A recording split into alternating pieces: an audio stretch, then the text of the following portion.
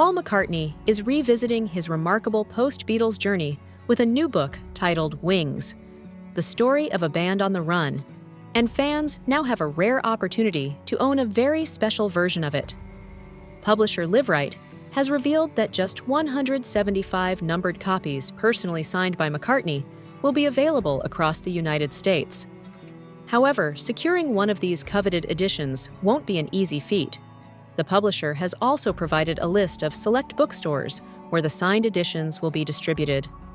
Some outlets plan to auction their copies, others are offering them through pre-sales, and at least one store will hold a registration-based lottery for interested buyers.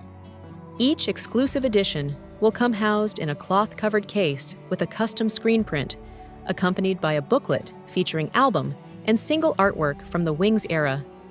The package will also include a colored vinyl pressing of the upcoming Wings compilation album, along with a collectible enamel pin and an embroidered patch. Set for release on November 4th, Wings, the story of a band on the run, is presented as a definitive chronicle of McCartney's artistic rebirth in the 1970s and the emergence of Wings as one of the decade's defining rock bands. The book contains more than 150 photographs, many of them previously unseen, along with rare memorabilia such as handwritten lyrics and pages from McCartney's personal diary. To coincide with the book, McCartney is also launching a new anthology album simply titled Wings, arriving on November 24th.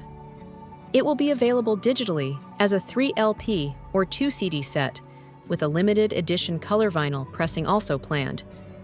A Blu-ray version will offer the first-ever Dolby Atmos mixes of the songs, while single LP and CD editions will provide more streamlined options for collectors and fans alike.